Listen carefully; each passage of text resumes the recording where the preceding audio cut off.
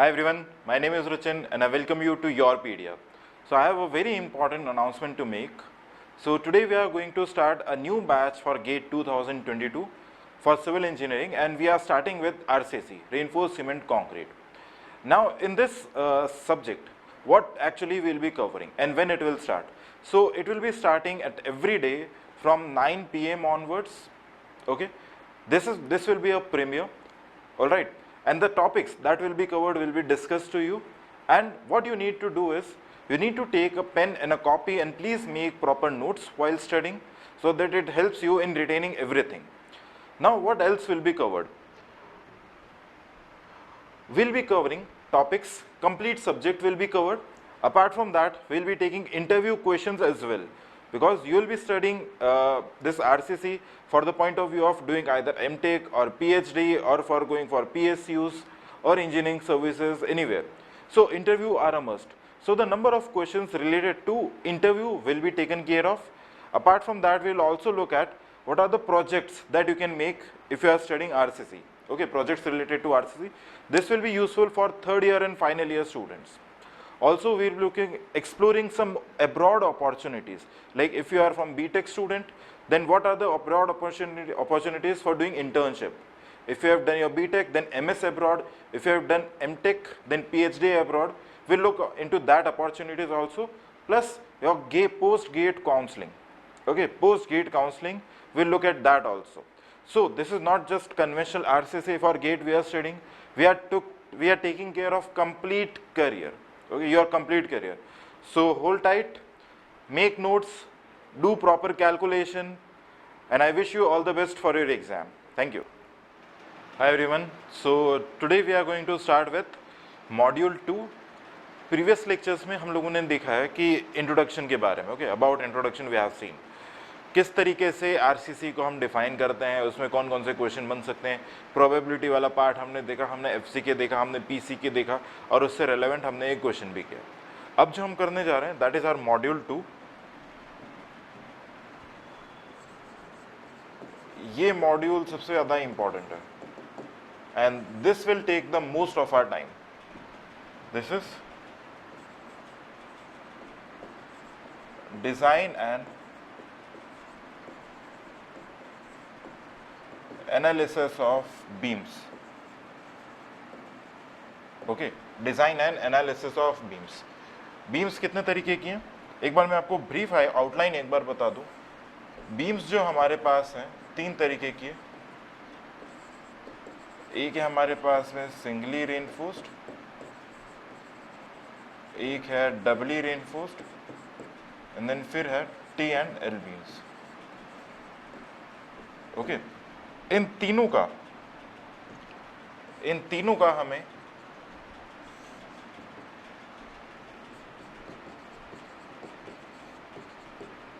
Analysis भी करना है एंड डिजाइन भी करना है. ठीक है, तीनों के दोनों पार्ट करना है, एनालिसिस भी करना है, डिजाइन भी करना है, WSM एंड LSM दोनों से. इसमें भी WSM एंड LSM. सिर्फ एक स्लाइड चेंज है कि ये जो है TNL बीम, इसका हमें सिर्फ और सिर्फ एनालिसिस पार्ट करना है, इसका हमें डिजाइन पार्ट नहीं करना है. ओके, अब देखो इसके अंदर क्या है, ये सिंपली मैंने आपको बताया कि हमारा टोटल लेआउट है और इसमें हमें सारी चीजें पढ़नी है. अब जो मोस्ट इंपॉर्टेंट है उसमें वो होता है हमारा हमेशा एनालिसिस पार्ट. डिजाइन पार्ट इतना इंपॉर्टेंट नहीं होता, because design of a beam can vary from person to person और डिजाइनर टू डिजाइनर, वो वेरी कर सकता है. तो डिजाइन के क्वेश्चन गेट में आने के चांसेस थोड़े कम रहते हैं, बट हाँ इंजीनियरिंग सर्विसेज या किसी और हायर लेवल एग्जाम में देखेंगे तो डिजाइनिंग के भी क्वेश्चन आते हैं, बट एनालिसिस के क्वेश्चन सिर्फ और सिर्फ आपको गेट में मिलेंगे. तो WSM से भी करना है, LSM से भी करना है. अब इंपॉर्टेंट बात ये समझना है कि WSM से आपको क्वेश्चन नहीं आएगा गेट में. ओके, WSM से क्वेश्चन नहीं आएगा. क्वेश्चन जो आपको आएगा that will come from LSM, limit state method. But बिना WSM पढ़े हम लोगों को LSM समझ में नहीं आएगा. ओके, इसलिए हमें WSM पहले पढ़ना है. और हालांकि हम इसके ज़्यादा न्यूमेरिकल्स नहीं लगाएंगे. ओके, ज़्यादा न्यूमेरिकल्स नहीं करेंगे, LSM के हम लोग ज़्यादा न्यूमेरिकल्स करेंगे. बट एक बार प्रोसेस समझना जरूरी है, WSM नहीं समझेंगे तो LSM समझ में नहीं आएगा। And this is the most important module in entire RCC, ठीक है। 60% चांसेस है कि क्वेश्चन इसी से आएगा, तो प्लीज मेक नोट्स। जैसा जैसा मैं बोलता जा रहा हूँ वैसे वैसे आप लोग नोट्स बनाते जाएंगे। And now we are starting with analysis and design of singly reinforced rectangular beam using WSM। तो हमारा नेक्स्ट मॉड्यूल 2 के अंदर स्टार्ट हो रहा है।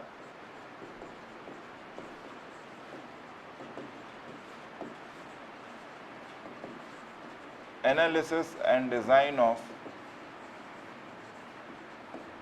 Singly reinforced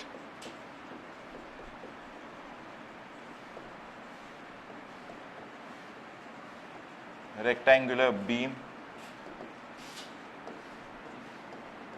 using WSM। हम लोग क्या कर रहे हैं, WSM से हम लोग डिजाइन कर रहे हैं, ठीक है। और कौन सा है, एनालिसिस और एक design part of a singly reinforced rectangular beam, ठीक है। ये हमारे लिए पार्ट 1 है। हालांकि वापस से बोल रहा हूँ, एग्जाम में WSM से क्वेश्चन नहीं आएगा, एग्जाम में क्वेश्चन LSM से आएगा, बट बिना WSM पढ़े LSM समझ में नहीं आएगा। So let's start working stress method, WSM। This is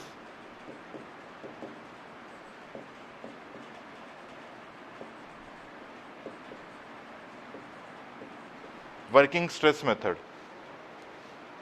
ठीक है। Working stress method is also called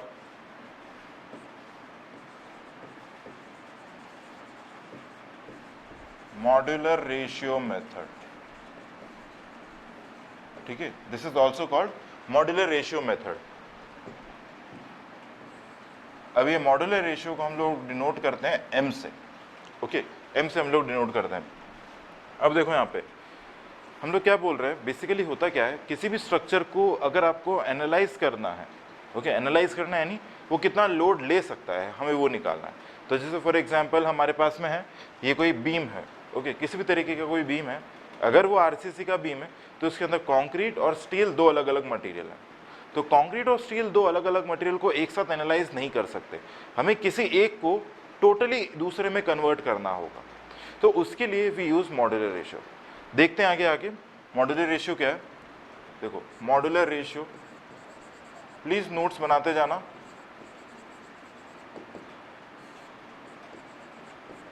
this is the ratio of modulus of elasticities of two materials, ठीक है। It is the ratio of modulus of elasticities of two material. Simple सा दिखता है, modular मतलब क्या हो रहा है, दो मॉड्यूलस ऑफ इलास्टिसिटी है, उसका कोई रेशियो है E1/E2।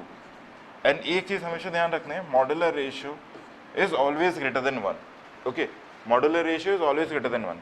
Now if you talk about steel and concrete, steel and concrete, steel का इलास्टिसिटी ES, कॉन्क्रीट का elasticity EC, okay. This is 2 × 10⁵ megapascal यानी newton per mm²। This is 5000 root FCK। ये चीज हमने देखी थी। तो यहाँ पर अगर मैं मॉड्यूलर रेशियो लिखता हूँ, that will be equal to ES/EC। समझ में आ रहा है, ये EC/ES नहीं होगा, कितना होगा, ES/EC, हमेशा ग्रेटर देन 1 होना चाहिए। So this value will come out to be upon 5000 root FCK, ठीक है। ये हमारे लिए मॉड्यूलर रेशियो हो गया।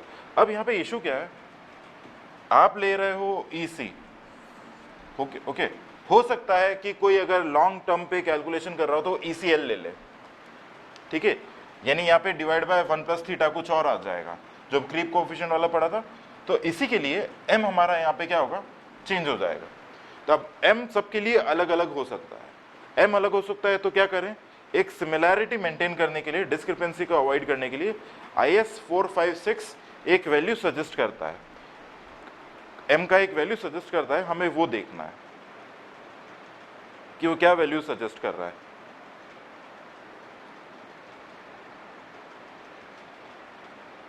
ठीक है, इसको लिख लो यहाँ पे, फिर नेक्स्ट लिखते हैं।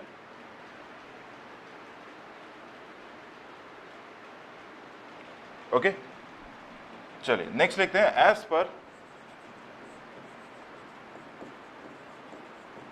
IS 456-2000 the value of m is given by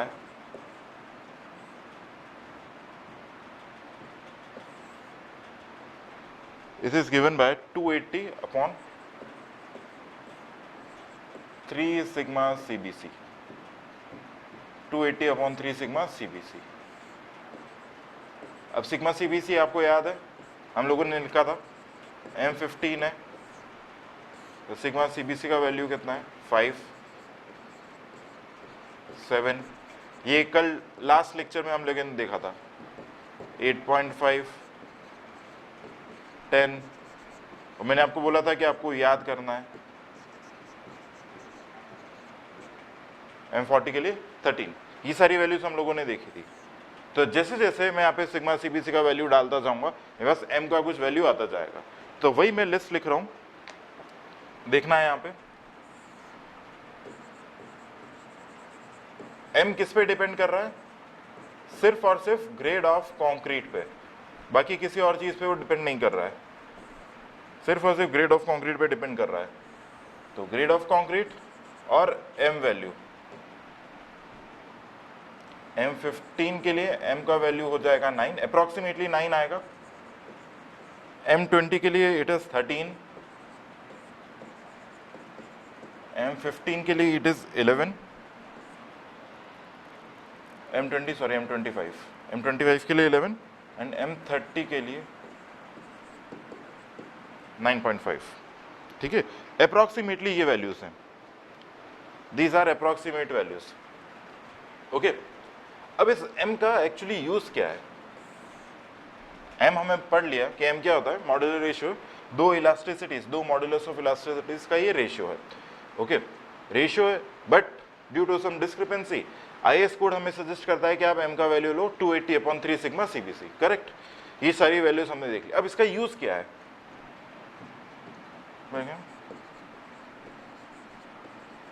use of m। Okay, it is used to convert one material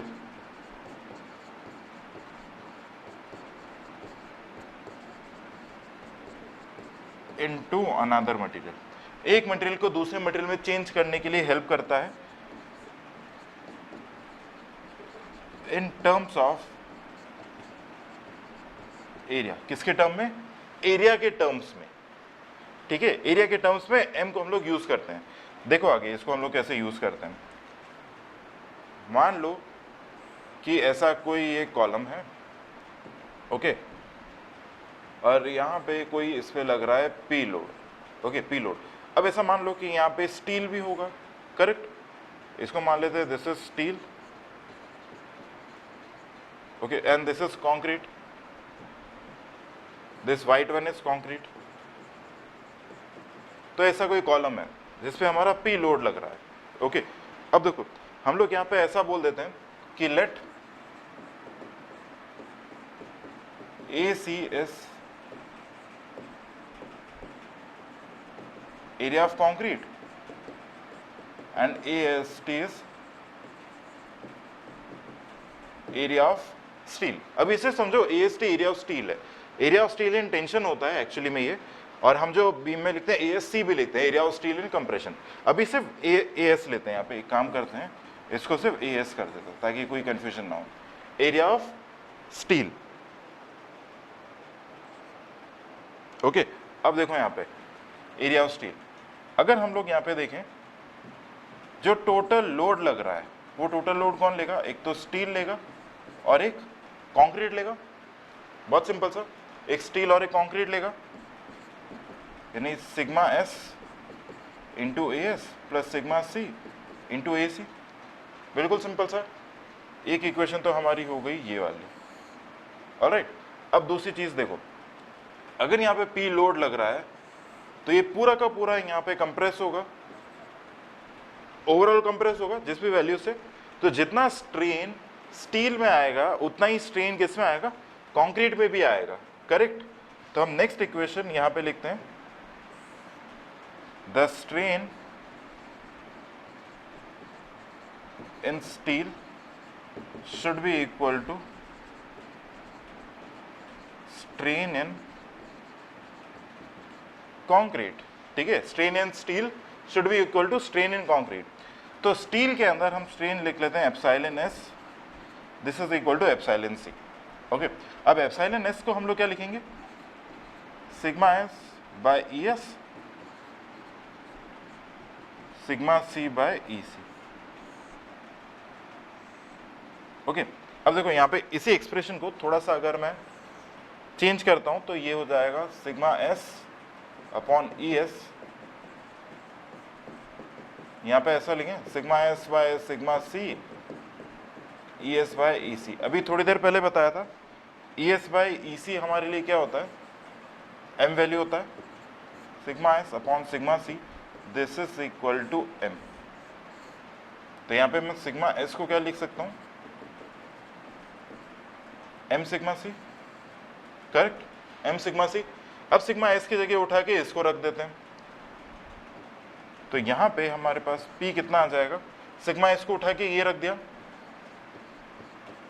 M sigma C A C plus sigma C A C, okay. अब देखो यहां पे मैं क्या कर रहा हूं, M sigma C A S, यहाँ पे this is A S, A C नहीं है, ए एस। यहाँ पे मैंने सिग्मा सी कॉमन ले लिया, कितना है, एम ए एस प्लस ए सी, आया समझ में। अब देखो सिंपल सी एक चीज समझो, यहाँ पे ये एक्सप्रेशन ध्यान रखना है आपको, स्लाइड मॉडिफिकेशंस होते रहेंगे for the factor of safety and all, उसके टर्म्स को ध्यान रखते हुए स्लाइड मॉडिफिकेशंस होंगे।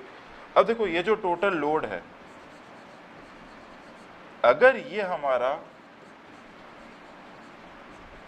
स्ट्रेस इन कंक्रीट है, देखो पहले क्या हो रहा था, पहले जो भी लोड लग रहा था वो स्टील और कंक्रीट ये दोनों ले रहे थे, ठीक है, स्टील और कंक्रीट दोनों ले रहे थे, बट इसको एनालाइज करना मुश्किल हो रहा था, तो हमने एम को यूज किया, ठीक है। एम को यूज करके हमने क्या बताया कि ये जो लोड है टोटल, ये किसके टर्म्स में आ गया, अगर ये टोटल स्ट्रेस इन कंक्रीट है तो ये पूरा क्या होना चाहिए,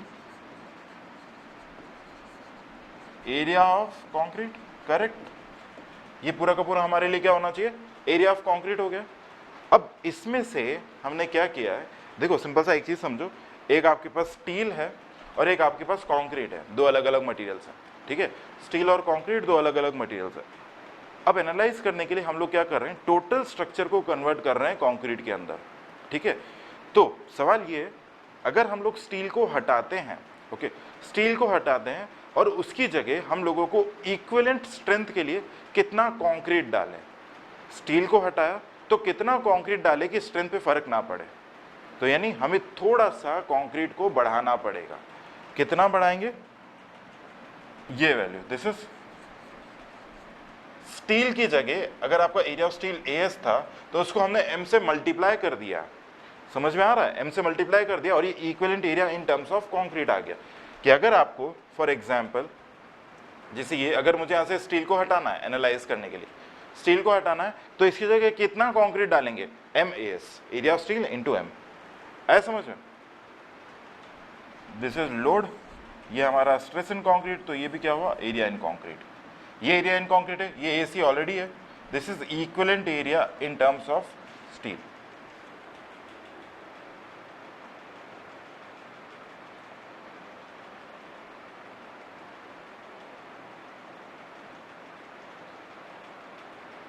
ओके, इसको लिख लो एक बार, देन आगे चलते हैं।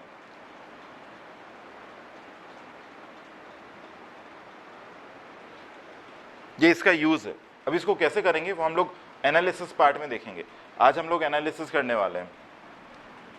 लिख लिया सबने, आपको कुछ भी क्वेरी है सो प्लीज हम तक पहुंचाएं, उस क्वेरी को हम लोग उसको रिजॉल्व करेंगे।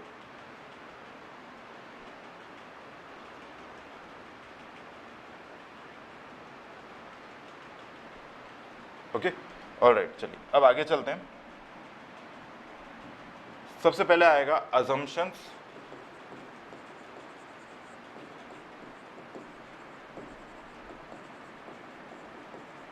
इन WSM, ठीक है, अजम्पशंस इन WSM। सबसे पहले लिखना है, प्लीज नोट्स में लिखते जाएं, plane section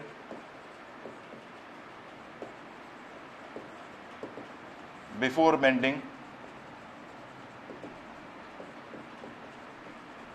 remains plane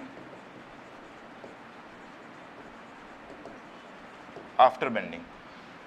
Okay, plane section before bending remains plane after bending. इसका मतलब क्या होता है? Strains are linear. ठीक है, अभी मैं इसको डिस्कस नहीं कर रहा क्योंकि ये सूम का पार्ट है। जब सूम के सब्जेक्ट में आएंगे तब ये वाली चीज बहुत अच्छे से क्लियर होगी। सेकेंड,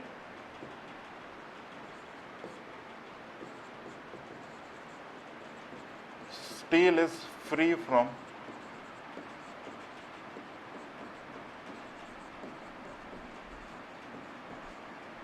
initial stresses, ठीक है।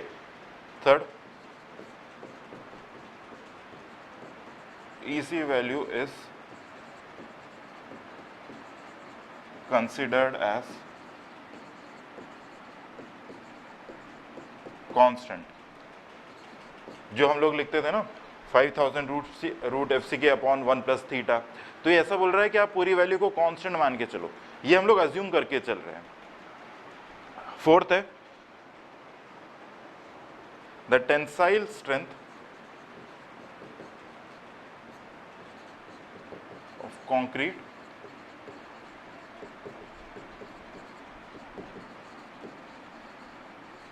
the tensile strength of concrete is ignored. That means all the tensile stresses, that means all the tensile stresses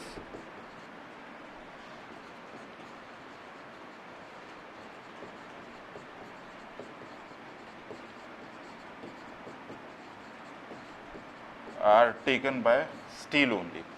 ये थोड़ा सा इंपॉर्टेंट है। अभी हम लोग जैसे एनालिसिस पार्ट स्टार्ट करेंगे इसके बाद में, तो ये चारों अजम्पशंस आपको याद रहने चाहिए क्योंकि गेट में इस तरीके से क्वेश्चन पूछा हुआ है कि जैसा पहला अजम्पशन है plane section before bending remains plane after bending, कौन कौन सी थियोरीज में एप्लीकेबल होता है। ओके, कौन कौन सी थियोरीज में, WSM में है, LSM में है, प्री स्ट्रेस में, ये चीज़ें आपको याद होनी चाहिए, तो अजम्पशंस याद रखना है। अब हम लोग स्टार्ट करते हैं next part, analysis of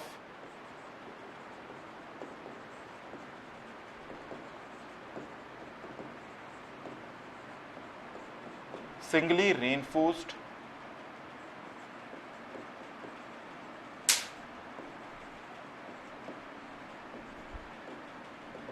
rectangular beam, analysis of singly reinforced rectangular beam। अब देखो इसमें क्या होता है, एनालिसिस का मतलब क्या है, सिंपल सा देखते हैं। एनालिसिस का मतलब ये है कि आपको dimensions and all, grade of concrete सब कुछ दे रखा होगा, everything will be given to you. आपको इसमें क्या निकालना है, you have to find what is the moment of resistance, हमें ये निकालना होगा मोमेंट ऑफ रेजिस्टेंस। अगर आपको मोमेंट ऑफ रेजिस्टेंस नहीं पता है तो, हालांकि ये सूम का टॉपिक है what is moment of resistance, but still I will tell you moment of resistance क्या होता है, the maximum moment, okay, the maximum moment that a beam can carry without failure, उसे हम कहते हैं मोमेंट ऑफ रेजिस्टेंस। उसमें load का कोई लेना देना नहीं है, ठीक है, it's a property of a beam. Beam में आपने कितना डेप्थ प्रोवाइड किया है, कितना विड्थ प्रोवाइड किया है, कितना स्टील प्रोवाइड किया है, कौन सी ग्रेड का कंक्रीट है, कौन सी ग्रेड का स्टील है, इन सब पे डिपेंड करता है हमारा मोमेंट ऑफ रेजिस्टेंस। इससे कोई लेना देना नहीं है कि बीम पे लोड कितना आ रहा है। Okay, is that thing clear? चलो अब करते हैं आगे, इसका एनालिसिस पार्ट हम लोग स्टार्ट करते हैं। देखो अभी लिखना नहीं है, अभी सिर्फ ये समझो, मान लो कि ये है बीम, ओके, ये बीम है और यहां पे ये है इसका क्रॉस सेक्शन, बी और डी। ओके, अब देखो हम लोग जो भी स्टडी करेंगे एनालिसिस पार्ट के लिए वो इस पे करेंगे, क्रॉस सेक्शन पे। यहाँ पे रीइंफोर्समेंट है, दिस इज न्यूट्रल एक्सिस, तो यहाँ पे कुछ हमें एएसटी इस तरीके से दिखेगा, area of steel in tension. ठीक है, this is compression zone, this is tension zone. यहाँ पे कुछ भी लोड हो सकता है, कुछ भी लोड हो सकता है, तो टेंशन जोन है, तो हम लोग इसको बोलते हैं area of steel in tension, AST. ठीक है, तो चलिए अब इसका एनालिसिस पार्ट हम लोग स्टार्ट करते हैं। अच्छे से समझना, पहले एक बार मैं फिगर बना देता हूं।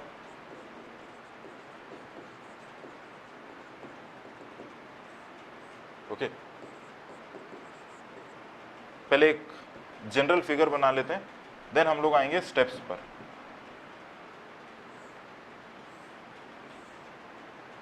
एंड यहाँ पे मुझे बहुत सारे स्पेस की जरूरत होगी, दिस इज बी, और हमारा यहाँ तक लेट से ये हमारे लिए रेइंफोर्समेंट है।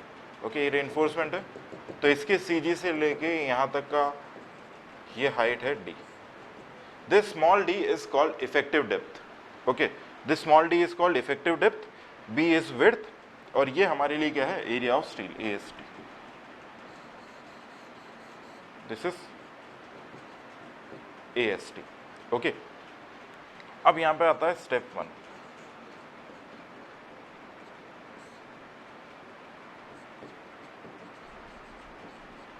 एक्स ए। ठीक है, अच्छा देखो, अगर यहाँ पे एरिया ऑफ स्टील नहीं होता, ओके, अगर यहाँ पे एरिया ऑफ स्टील नहीं होता तो मेरा न्यूट्रल एक्सिस एग्जैक्टली सेंटर पे आता है ना, न्यूट्रल एक्सिस हमारा एग्जैक्टली सेंटर पे आता। बट सिंस यहाँ पर हमारा एरिया ऑफ स्टील भी आ गया, ठीक है, तो न्यूट्रल एक्सिस कहाँ पे आएगा, आई डोंट नो। तो अब हमें वही निकालना है कि न्यूट्रल एक्सिस कहाँ पे आएगा। ठीक है, न्यूट्रल एक्सिस कहाँ पे आएगा, हमें यही निकालना है। सो इसके लिए क्या करते हैं, x A, what is x A, this is x is actual depth of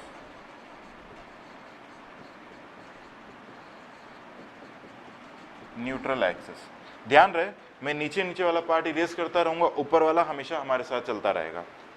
okay, x है, what is actual depth of neutral axis, it is calculated by equating moment of area from tension and compression, from tension and compression। Tension और compression से दोनों side से, ठीक है, हम क्या करेंगे, एरिया का मोमेंट लेंगे। अब देखो यहाँ पे हम लोग मान लेते हैं, okay, this is a triangle, alright, चलो ठीक है, इसी से करते हैं। मान लो कि ये हमारे लिए कुछ डेप्थ ऑफ न्यूट्रल एक्सिस है, ये डेप्थ आ रही है एक्स ए। ओके, अब जो मैंने आपको बोला, न्यूट्रल एक्सिस के ऊपर क्या होगा हमेशा, कंप्रेशन, और नीचे क्या होगा, टेंशन। हमने अज्यूम किया है that the tensile strength of concrete is ignored. ठीक है, कंक्रीट का कोई भी टेंसाइल स्ट्रेंथ नहीं है। ओके, कोई टेंसाइल स्ट्रेंथ नहीं है, तो यहाँ पे हमारे पास क्या फिगर बचेगा,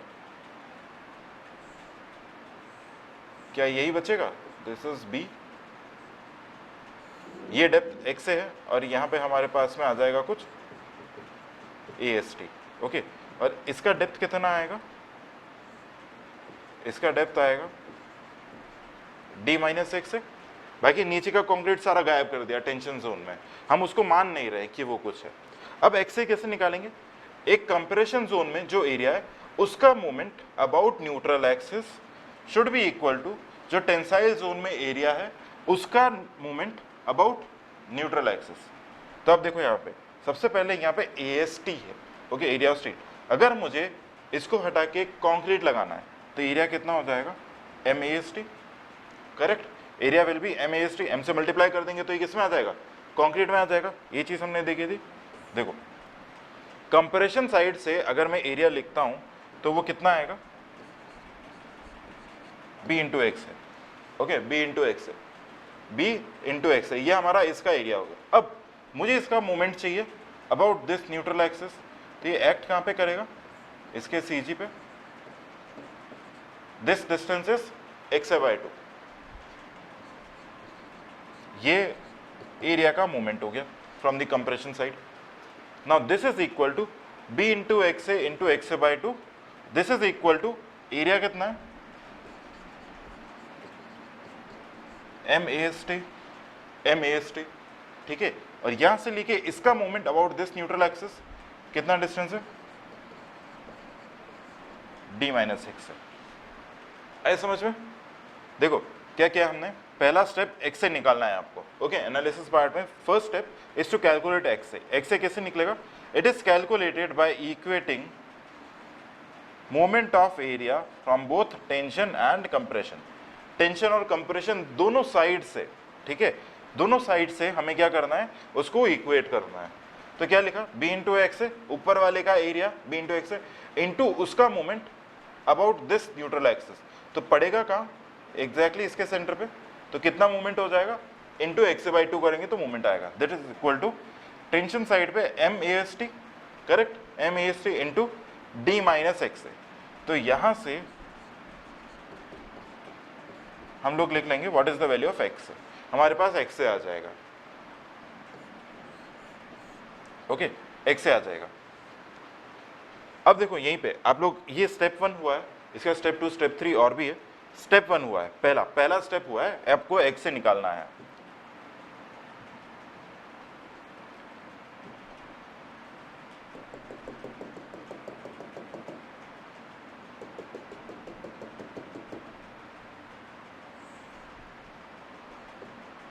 मैं यहाँ पे बना रहा हूं इसका एक स्ट्रेस डायग्राम, यहाँ पे तो कुछ है नहीं तो यही आएगा, दिस इज। अच्छा, अब आप पूछोगे कि हमने स्ट्रेस डायग्राम को लीनियर कैसे बना दिया, ठीक है। अब लीनियर ऐसे बना दिया, ये क्या होता है, sigma equal to E into strain होता है, ओके। हमने ये अज्यूम किया है that the strains are linear, okay. Plane section before bending remains plane after bending, यानी मेरे लिए ये जो स्ट्रेन का वैल्यू है ये लीनियर है, ओके। और इसी थर्ड असम्पशन हमने लिखा था कि इलास्टिसिटी इज कांस्टेंट। अब इलास्टिसिटी को कांस्टेंट मान लिया, ये लीनियर है, तो क्या ये भी लीनियर ही आएगा, करेक्ट। उसी के बेसिस पे हमारे पास ये फिगर आ रहा है, this is the stress diagram. यहाँ पे मैक्सिमम स्ट्रेस कितना है, सिग्मा सीबीसी, ठीक है, जो कल हमने टेबल में देखा था लास्ट लेक्चर में, सिग्मा सीबीसी, ठीक है। परमिसिबल स्ट्रेस है, मतलब maximum stress, concrete under bending compression, concrete under bending compression. यहाँ पे स्ट्रेस कितना आएगा, यहाँ पे स्ट्रेस आएगा sigma S T by M, correct. हमने यही लिखा था ना, देखो यहाँ पे यूज ऑफ एम में ये वैल्यू था। अगर मुझे कंक्रीट की टर्म्स में लिखना है तो ये कितना आएगा, sigma steel divide by M, correct. उसी चीज को मैंने यहाँ पे लिखा है, sigma S T divide by M, this stress value, okay. Distances देख लो, ये वाला एक से ही है और ये वाला डी माइनस एक से ही है, सेम है, ठीक है। अब यहां से आपका है फर्स्ट स्टेप, पहला स्टेप हुआ कि आपने एक्स से निकाला है, इसको लिख लो, ये फिगर आपकी कॉपी में रहना चाहिए। अब सेकंड जो मैं स्टेप 2 करूंगा वो यहीं पे लिखूंगा ताकि आपको ये भी एक्सप्लेन कर सकूं मैं, ओके। लिख लो इसको प्लीज।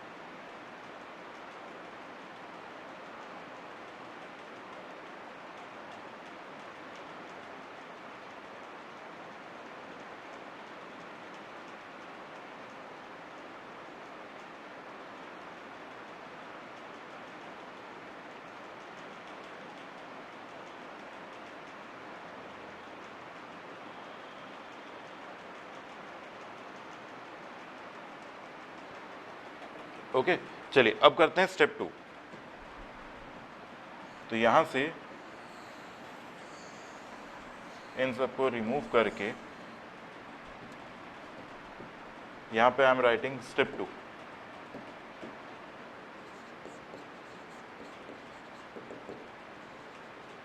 स्टेप 2, अब स्टेप 2 क्या है? Find XC। What is XC? This is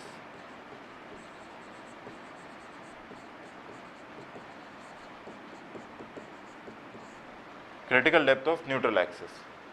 ठीक है, XC हमारे लिए क्या है? Critical depth of neutral axis. तो ये क्या होता है, देखो, it is that depth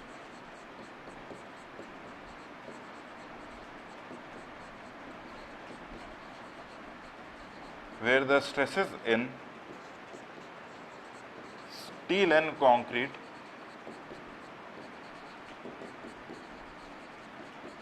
will reach at the same time। ठीक है, ऐसा डेप्थ न्यूट्रल एक्सिस का जिसमें स्टील और कंक्रीट पे जो स्ट्रेसेस हैं वो एक साथ में आ रहे हैं। ओके, एक साथ में आ रहे हैं, उस डेप्थ को हम लोग क्या कह रहे हैं? XC बोल रहे हैं। Okay, critical depth of neutral axis.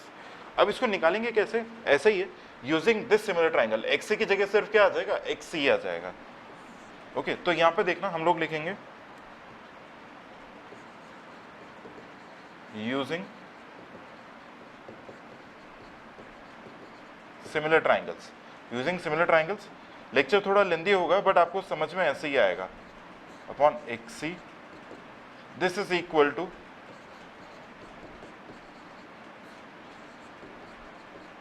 Sigma ST by m divided by D minus XC। ओके, इसको थोड़ा सा हम लोग सॉल्व करेंगे तो हमारे पास XC का जो वैल्यू आएगा that will come out to be m sigma CBC upon sigma ST plus m sigma CBC into D। Okay, this is the value of XC जो आपको मिलेगा। ठीक है, पहला हमने निकाला XA। XA कैसे निकाला सबको समझ में आ गया। दूसरा हमने निकाला XC। ओके, इसी चीज को, इसी XC को हम लोग थोड़ा सा इस तरीके से लिख देते हैं, this is equal to KD। ये जो पूरा ये बड़ा सा ब्रैकेट में लिखा हुआ ना उसको हमने K बोल दिया, where K is neutral axis depth factor. ठीक है, K क्या है? न्यूट्रल एक्सिस डेप्थ फैक्टर है।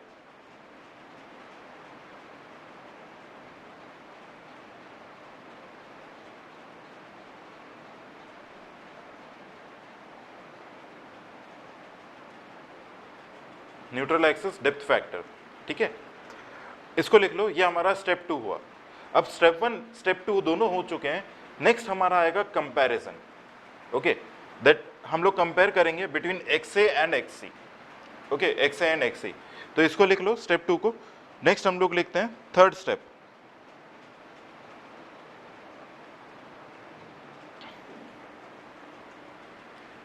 लिख लिया? चलिए नेक्स्ट आते हैं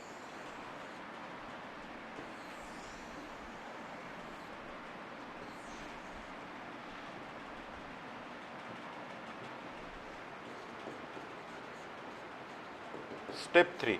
ओके,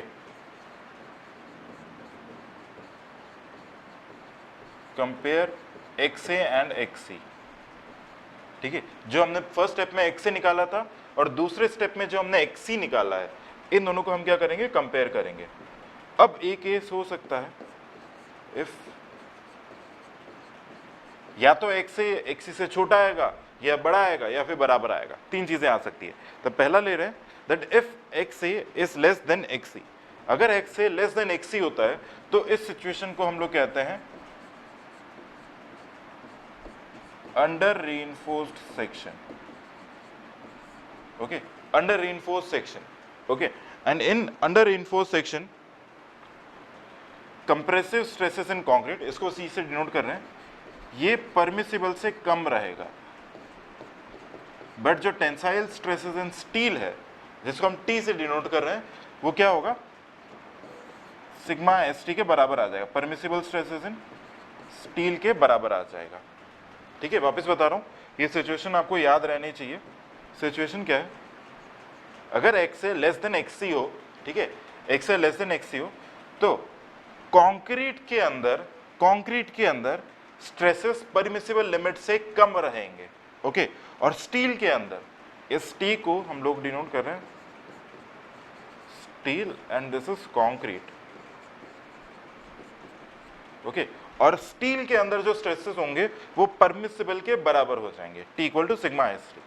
करेक्ट। अब ये सिचुएशन अगर होती है तो हम लोग मोमेंट ऑफ रेजिस्टेंस कैसे लिखेंगे?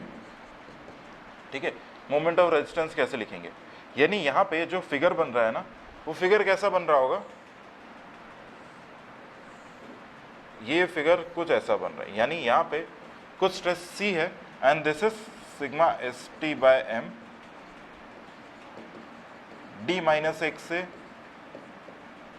और यहाँ पे एक्स है। ठीक है, तो देखो moment of resistance, this is equal to, always remember this is equal to force into lever arm. एक बार आप सीख जाओगे तो नेक्स्ट वाले में, नेक्स्ट कंपैरिजन वाले में हमें ज्यादा टाइम नहीं लगेगा। Okay, moment of resistance equal to force into lever arm. This force can be compressive force into lever arm और tension force into lever arm. This is compression force and this is tension force. Arrow किसी भी side बना दो, कोई ज्यादा फर्क नहीं पड़ता। ठीक है, देखो कंप्रेसिव फोर्स कितना आएगा यहां पे बताता हूं, हमेशा ध्यान रखना, यहां पे जब हम मोमेंट ऑफ रेजिस्टेंस लिखते हैं that is force into lever arm, ये कॉन्सेप्ट हर जगह काम आएगा। This force is average stress into corresponding area. इसी तरीके से याद रखना है इसको, average stress into corresponding area. और लीवर आर्म क्या होता है, it is distance between equal and opposite forces. This is the distance between equal and opposite forces. तो वही चीज हम लोग यहाँ पे भी करते हैं। C compressive force, average stress, average stress कितना हो जाएगा कंप्रेशन के लिए, यहाँ पे 0 है, वहां पे C है, कितना हो गया 0 plus C by 2। What is the lever arm, ये एक्ट कहाँ पे करेगा, ये compressive force, this will act at CG of this triangle. ठीक है, CG ऑफ दिस ट्राइंगल, इस ट्राइंगल का CG कितने डिस्टेंस पे आएगा, x बाय 3 पे। ओके, अब लीवर आर्म देखो, लीवर आर्म क्या है, it is the distance between equal and opposite forces. ये जो डिस्टेंस है ना, that is your lever arm, this is d minus x by 3। ठीक है, d माइनस x बाय 3। तो यहाँ पे लीवर आर्म कितना आएगा, sorry this is average stress, ये हमारा एवरेज स्ट्रेस हो गया, हम एरिया लिखना भूल गए। एवरेज स्ट्रेस कॉरेस्पॉन्डिंग एरिया, ध्यान रहे, average stress corresponding area, corresponding area is b into X है lever arm, d minus X by 3। Again बोल रहा हूं, कोई सा भी स्टेप आपको रटना नहीं है, रटोगे तो वापस भूल जाओगे। This is equal to c by 2 into B X into d minus X by 3। कोई सा भी एक्सप्रेशन आपको रटना नहीं है, आपको समझना है कि वो कैसे आ रहा है। जब तक समझोगे नहीं तब तक क्वेश्चन नहीं कर पाओगे।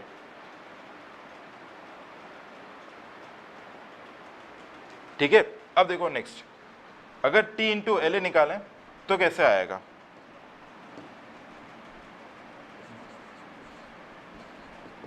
This is equal to T into L, tensile force equal to average stress into corresponding area. Average stress कितना है,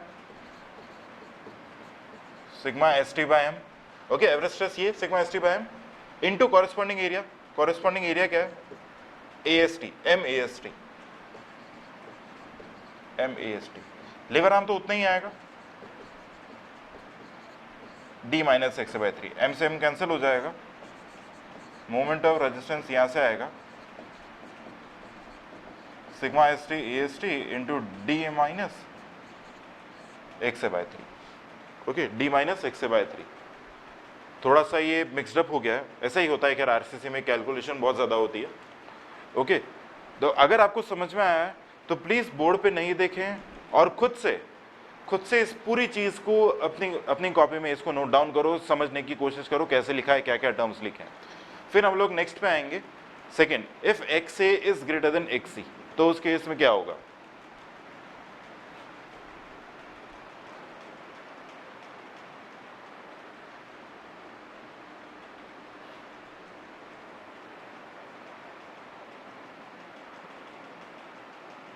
अब खुद से लिखोगे तभी समझ में आएगा।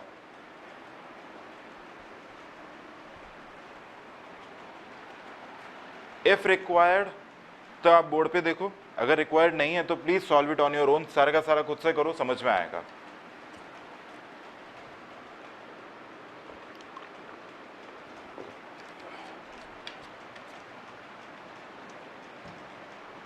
अब जैसे आपने मोमेंट ऑफ रेजिस्टेंस निकाला तो ऐसा नहीं करना कि एक ये वैल्यू है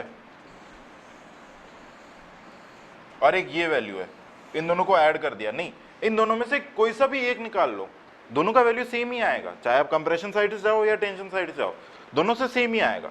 हम हमेशा ये बोलते हैं कि आप हमेशा कंप्रेशन साइड से ही निकालो, थोड़ा आसान रहेगा। अब यहाँ पे एक सवाल ये उठता है कि आप सी का वैल्यू कैसे निकालोगे? सी तो हमें पता ही नहीं है, बी पता है, एक्स ए पता है, डी पता है, सी तो पता ही नहीं है। सी निकालने के लिए we can use similar triangles. So यहाँ पे मैं इसको रिमूव कर रहा हूँ। ओके, टू फाइंड सी, यहाँ पे लिख रहा हूँ टू फाइंड सी। ये वाला जो सी है इसको निकालने के लिए हम लोग क्या करेंगे? Similar triangles, C A upon X A D minus X A. इस एक्सप्रेशन से हम लोग सी का वैल्यू निकाल के उसको वहां पे रख देंगे। ओके, तो ये कैलकुलेशन है सारा का सारा। अब नेक्स्ट पे आते हैं। ये compare X and X C का हमने किया और हमें ये मिला था कि X A less than X C है, if X A is less than X C. Next देखते हैं अगर X A greater than X C हो जाए। ओके, तो यहाँ पे ये सब कुछ मैं रिमूव कर रहा हूं। एक बार से फर्स्ट टाइम पे इतना टाइम लगता है समझने में, बाद में टाइम नहीं लगेगा। इसको भी हटा देते हैं। ओके, ऑलराइट, यहाँ पे था सिग्मा सीबीसी। ओके, कंपैरिजन में बी पार्ट आ जाएगा if X A is greater than X C. This is called over reinforced section. ठीक है, this is called over reinforced section, X A greater than X C. इसके लिए T is less than sigma S T and C equal to sigma CBC होता है। मतलब steel के अंदर जो स्ट्रेसेस हैं वो परमिसिबल से कम रहेंगे और कंक्रीट में जो परमिसिबल स्ट्रेसेस है वो मतलब मैक्सिमम तक रीच कर जाएगा। ओके, मैक्सिमम तक रीच कर जाएगा। तो यहाँ पे हम लोग फिगर बनाते हैं। फिगर कैसा बनेगा?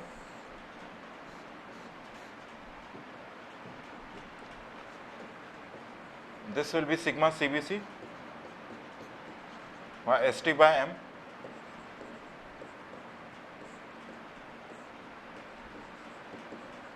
A and then D minus XA. Alright, अब देखो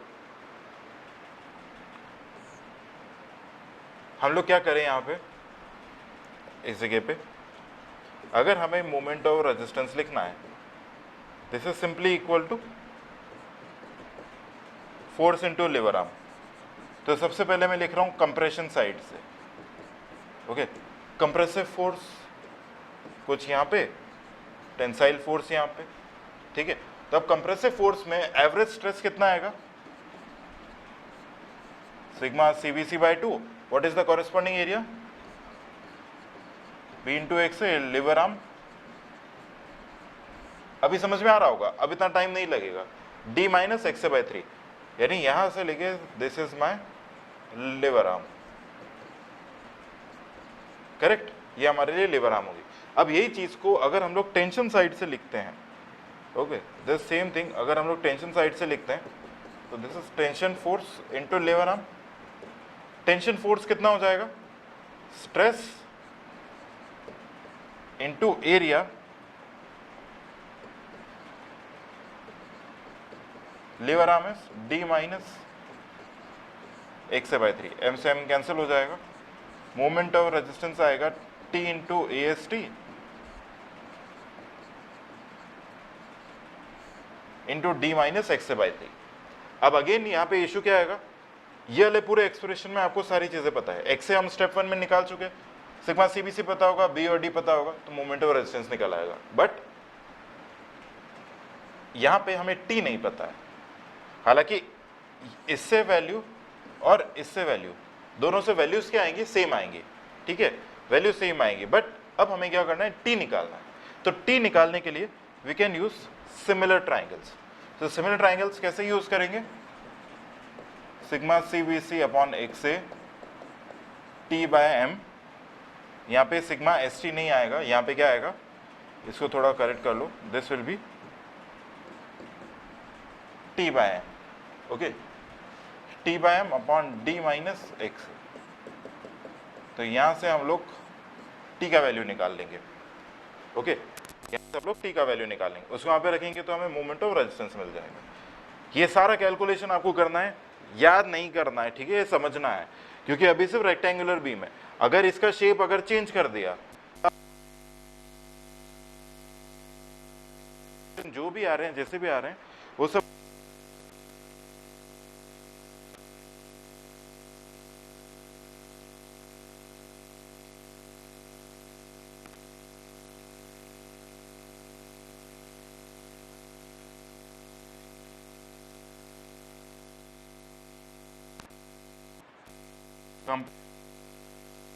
x A is equal to X C हो जाए, तब हम लोग क्या करेंगे,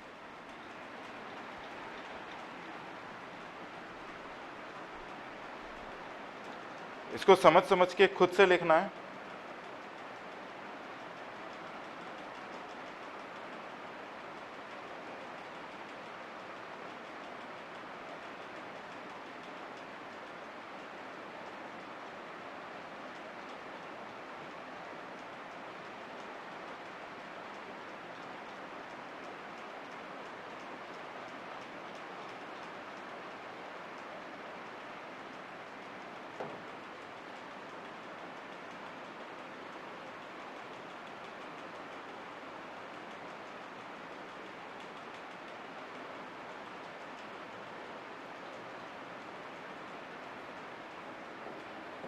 ओके, चलिए अब आते हैं लास्ट पे, इन सबको हटा देते हैं, सारा रिमूव करते हैं और इसको भी हटा देते हैं, ओके। अब थर्ड केस हमारा बनता है C, if X A is equal to X C, okay. अगर X A equal to X C हो जाए तो इस केस में इसे कहते हैं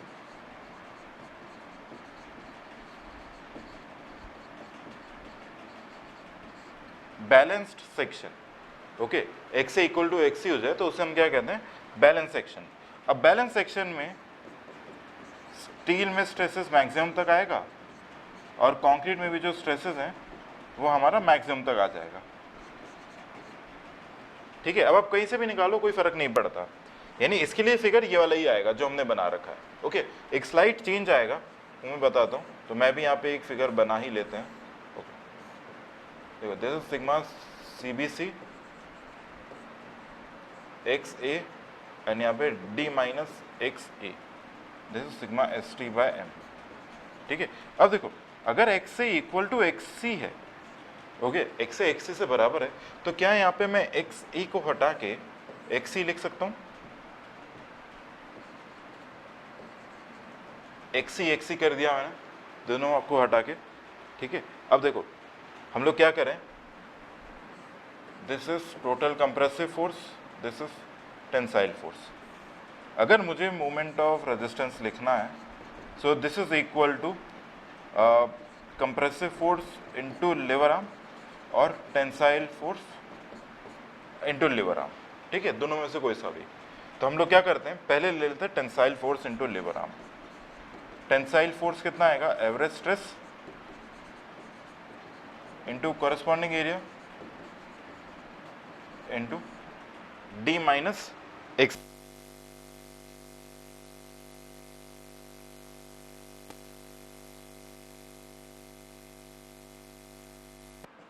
देखना यहाँ पे, मैं इसको नेक्स्ट पेज ले जाते हैं। ये हमने लिखा sigma S T by M into M A S T into D minus X by 3। क्या करते हैं, ये कैंसिल हो गया, ये आएगा sigma S T A S T D minus X A की जगह हम लोग लिखते हैं एक्स सी, ये चीज लिखते थे एक्स सी। तो मोमेंट ऑफ रेजिस्टेंस आ जाएगा sigma S T A S T, X C को हम लोग क्या लिखते हैं, के डी डिवाइड 3। तो मोमेंट ऑफ रेजिस्टेंस हमारे पास में आ जाएगा डी इंटू 1 माइनस के बाय 3। सिर्फ इतने से एक एक्सप्रेशन को हम लोग बोलते हैं जे। तो ये आ जाएगा sigma S T A S T के डी। इस एक्सप्रेशन को हम लोग कहते हैं जी, ठीक है, दिस एक्सप्रेशन इज जी। अब नेक्स्ट आते हैं, देखो अब मैं ये वाला ले रहा हूं सी इंटू एल ए वाला। यहां पे आपको मेजर तो समझ में आ जाएगा, compressive force into lever arm. Compressive force कितना आएगा, बी इंटू एक्स से lever arm D minus X by 3, ठीक है। अब देखो एक्स ए की जगह हम लोग क्या लिख सकते हैं, एक्स ए की जगह हम लोग एक्स सी लिख देंगे,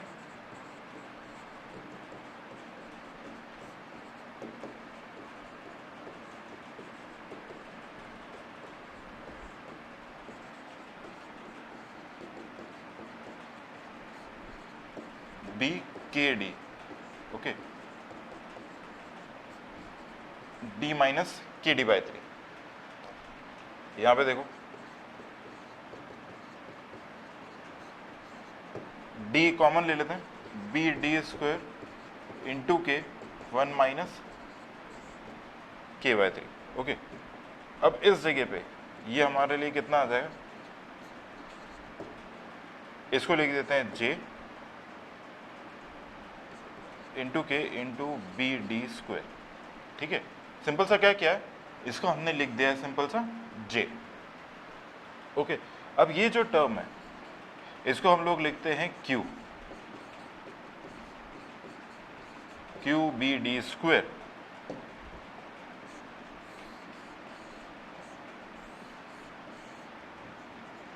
moment of resistance is Q B D square, ठीक है। This is for balanced section, ये हमारे लिए बैलेंस सेक्शन के लिए। आप ऐसे निकालें या ऐसे निकालें,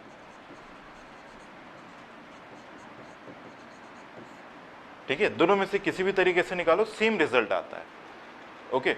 अब देखो मैंने आपको क्या बोला है कि एक हमारा अंडर इन्फोर्स सेक्शन है, एक ओवर इन्फोर्स सेक्शन है, ओके। एक अंडर इन्फोर्स्ड, एक ओवर इन्फोर्स्ड। अंडर इन्फोर्स्ड का मतलब क्या है, जितने की जरूरत है उससे कम रेनफोर्समेंट लगाया है, ओके। अंडर इन्फोर्स्ड बैलेंस की हमेशा हमें जरूरत होती है, ठीक है, बैलेंस होना चाहिए। तो बैलेंस से अगर कम रेनफोर्समेंट लगाए तो that is called under enforced, balance से ज्यादा रेनफोर्समेंट लगाए तो that is called over enforced. अब ओवर इन्फोर्स्ड डिजाइन करने में हमेशा एक रिस्क होता है, तो यहाँ पे नोट करके लिखना है, नोट करके लिखना है, since concrete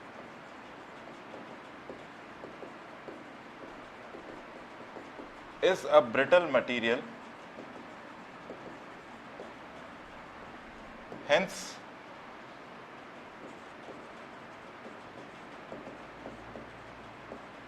over reinforced section should be avoided.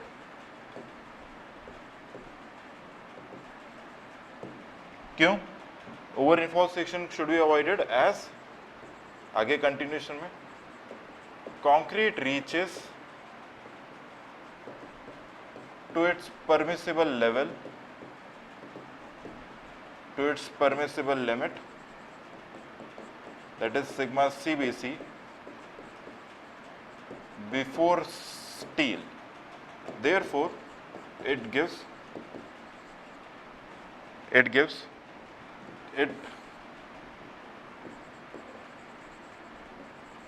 undergoes sudden failure